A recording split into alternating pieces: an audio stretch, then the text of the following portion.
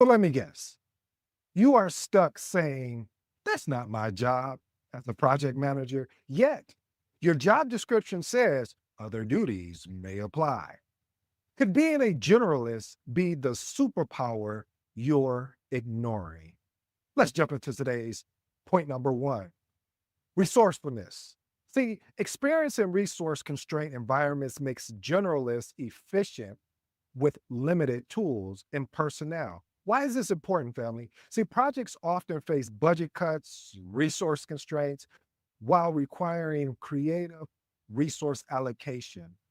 I remember there was a time, family, you mind if I tell a brief story, where I was working for this organization and they eliminated Microsoft Project. It was like, wait a minute, hold on. You know, that is the tool that we're using to track how the project is performing with regards to building out this beautiful, this massive schedule. And they were like, hey, you're going to have to use Excel. It was like, oh, okay. So some project managers, of course, they panic and they were and well, I won't even use the word panic. They were frustrated that they had to use Excel. But me, I was like, okay, well, I'll just export this out and make sure that I'm tracking in Excel. Was it more challenging? Yes, because you had to manually touch it compared to Microsoft Project, where it's more automated. So, but it forced you to pay attention to your schedule much more. I share that story with you because a lot of times in organizations, or even if you're running your own business, you have to be running your own business, you have to be resourceful. Here's my actionable tip: maintain a directory of free or low cost project management resources for quick access when budgets get tight. Point number two: balance leadership style. See, generalists adapt their leadership approach based on team dynamics and project needs. It's important, family, that you don't lead every project like you last let you lead you don't lead every project like you led the previous project. Why do I say that? Because you may have different project team members, you'll have different stakeholders, and it's about why the reason why this is important, because flexibility in leadership fosters trust and productivity within a diverse team. There's been many times where I had to be more engaging with the team. And when I use engaging, I'm really kind of hiding behind micromanaging. And if you've been paying attention and watching me long enough, you know how much I am not a fan of micromanagement. But a lot of times you need that in the beginning, dealing with certain teams, because of the fact of maybe they weren't held to the accountability that you need them to be held at. And you need to work with them. And then eventually, and I do it much sooner than later, to just let go and allow them to be in a position so they can have success. But you first need to set the expectation. And setting the expectation is holding them accountable. Here's my actionable tip: use leadership assessment tools to better understand how to adjust your leadership style for different teams. See, when I look at a team, I put them through tests. If I assign a particular task item to them, or if they say, hey, they're going to get back to me on a certain situation, I don't do anything. And if I don't hear response based on their word, or when they say they're going to get back to me, I'll follow up. So I'm keeping that in the back of my mind. See, as a project manager, you have to have a memory of ensuring that when people say they're going to do something, before you go in a state of really trying to hold them even more accountable, meaning you're setting up additional meetings just to ensure that they were going to deliver what they said they were going to deliver. Quick update, real quick, family. I wanted to make sure that you take advantage of that ebook that I put out. Is in the link. It's 8 secrets to real world success. What I love about this book, actually, and I'm actually gonna put it on Amazon as well. So I'm reorganizing and rewriting some things, but it's free for you because of how much you guys have really just given me an opportunity to talk about the thing that I love, that I really hope you fall in love with, called project management. Also, I have 8 AI prompts to assist you with project artifacts to really start your journey. Actually seen this somewhere where someone is charging probably like 49, $59. So I'm thinking, hey, I need to do something for the family. So again, you got these 8 AI prompts. If you have any questions, you know how to find me. Reach out to me. All right, jump back in today's episode. Point number three: diverse communication style. Generous can literally tailor communications to fit technical teams, stakeholders, as well as executive. I always talk about your communication, even in this book, The Magnetic Project Manager, I talk about the different communication styles because you need to be able to talk to a technical team and understand what they're saying. Dealing with your stakeholders, you have to understand that type of conversation. And then executive, I'll give you an example for executive.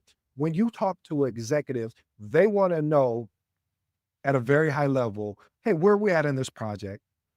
Are you facing any impediments or you have any issues? And what are the next steps? They don't want to go into all the details. They don't want to go into all of that. And the last and final one is making sure, hey, do you need our help for some? Do you need one of us to push one of our direct reports to get what you need? So really just understanding that when you talk to different teams of that nature. So why is this important? Because clear communication reduces misunderstanding as well as it improves stakeholder engagement. The biggest thing is you need stakeholder engagement. You need project team engagement. And most of all, you definitely need executive engagement. So understanding these pieces will help you to be more successful. Here's my actionable tip. Develop personalized stakeholder engagement plans that really outline your preferred communication method. Point number 4, adaptability across industries. As I shared with you, I've been blessed to work in so many different industries, which has been amazing because what it has done for me, it's allowed me to transition smoothly between industries by applying universal project management principles. If you haven't listened or watched the episode that I created about looking at what you're currently doing, if you're not a project manager, but you taking those skill sets and transition them in to project management. There's a lot of things that you're doing that you don't even realize that are project management related. That's why it's important that I hope that you listening and watching this video because it'll really help you grow as a project manager when you decide to step in here. So why is it important? Business today faces rapid market changes. Look at AI, look at how we are transitioning from more of a global economic versus how it was more domestic. So there's always constant changes. So as a project manager, you need to be adaptable to handle these new challenges without steep learning curves. Here's my actionable tip. Dedicate time monthly to read industry reports. Listen to this episode. Yes, it was a very the shameless plug, but listening to these type of episodes, reading the content, the ebook that I put out, it's important, family, because it's going to set you up for success. I want to make sure that if you make the decision to get into this thing that I love, that I hope you fall in love with, that you have the necessary toolkit to have success in your career. All right. Point number 5, process flexibility. Generalists can implement agile, waterfall, or use a hybrid approach when the project demands. And not every project requires to leverage a Scrum framework or leverage a feature driven development type framework or to leverage I don't know, XP. I mean, I can go on and on, but the point of it is you need to be able to be flexible enough to look at the project and say, okay, what type of approach are we going to actually go with here? And then when you look at it and say, okay, we're going to go with a waterfall. All right, well, we're going to define all of our requirements up front to outline what our scope is going to be. So again, why is this important? Because tailoring processes increase efficiencies and project success. Here's my actionable tip. Assess each project complexity and goals before choosing a project management methodology. Point number 6, enhance time management. If you're like me and if you've ever had to manage multiple projects, it sharpens the ability to prioritize tasks effectively.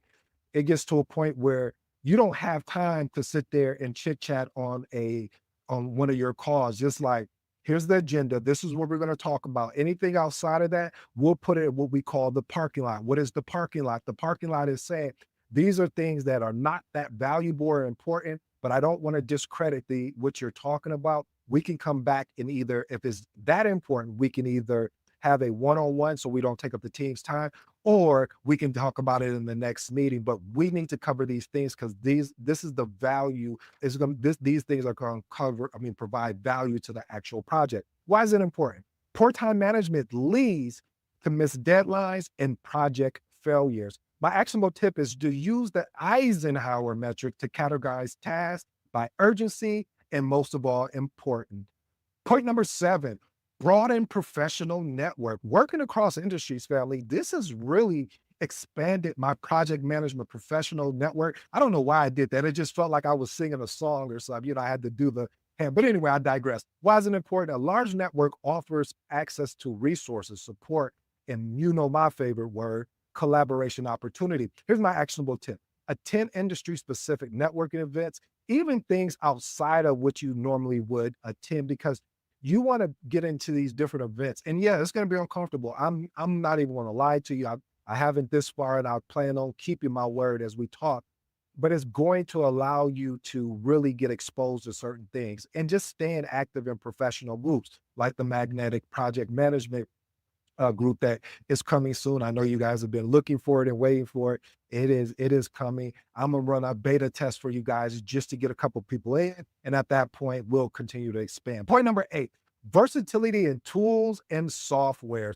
Generalists are familiar with a wide range of project management tools. Reason why this is important is because tool proficiency allows for seamless integration into any team or project. My actionable tip: stay certified or trained in the top project management tools. Here's some of my favorites: Jira, Asana, Microsoft Project, and Smart Sheets, even ClickUp. I even like ClickUp and Monday.com. You don't need to be an expert. You just need to have a basic understanding of it first. And then, depending on what organization you go to, because see, what I've learned is if I had such a deep knowledge in all of these tools, an organization may not have it set up that way. I've worked at an organization where they leveraged Asana, but they didn't use the full suite of Asana. They used certain aspects of it because that what was relevant to them. And so you want to have a really broad, I should have said a broad, not a basic, but a really broad understanding of these tools. And when you're at that organization, that's when you want to dig in deep, have a deep knowledge and know where to go get the information if you have to go deep on that particular tool, because that is important too. I'm not saying going there with just the basics. I'm saying I want to expound on that, is saying that it's important to have a broad overview of it.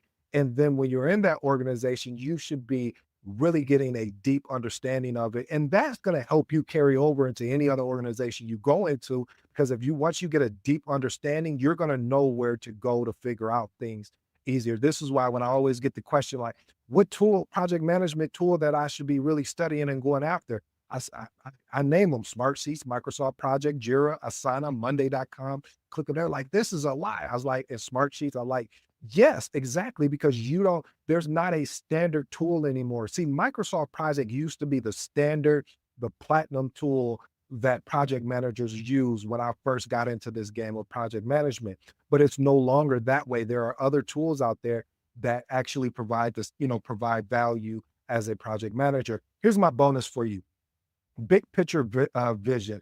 Journalists can connect project deliverables to a broader project objective. And the reason why this is important, because a strategic perspective ensures that projects deliver real business value. Here's my actionable tip. During project initiation, clearly communicate how the project supports the company's long-term strategy. Again, family, just as a reminder, I want to let you know I got that 8 Secrets to Real World Success. It's a mini ebook, so check it out. Also, I got the 8 AI prompts to assist you. The link will be somewhere. You'll be able to find it, or be in my bio somewhere where you can pick it up. So check it out. I really think that'll really bless you, and there'll be a lot of good value for you. So I hope you pick that up. Transformational remarks, and then I'll be on my way. Number 1, balanced leadership. Again, the reason why balanced leadership is important because of the flexibility you need as you manage different, or excuse me, lead different projects. And this fosters trust and productivity within a diverse team. So understand, by using leadership assessment tools to better understand how to adjust your leadership style for different teams. Also having one-on-ones with those individuals as well to understand how would they like to be communicated to, so you can set the expectation early, so there's no misunderstanding. Number 2, resourcefulness. Being able to be flexible all around is going to be very important. Being able to maintain a directory of free or low cost project management resources for quick access definitely when the budgets are tight. And number three, adaptability across industries. This is important because business today face rapid market changes. Like I mentioned, AI going from more of a domestic to a global economy. So being adaptable allows project managers to handle these new challenges without steep learning curves. And my actionable tip would be dedicate time monthly to read industry reports or even case studies. And most of all, listen to these episodes, check out the free material and even some of the paid material that I'm putting out, because again, I really believe is going to serve you, is going to give you the necessary value you need if you're making the transition to project management, or if you're in a project management role. I believe there's so much value there. Well, family, as usual, I go by the name ED. For all you smart and intelligent folks out there, listen, that just simply means Ed. I appreciated you as always. Let me know what was your biggest takeaway, your biggest aha out of today's episode. I'll be looking to hear it. Until next time.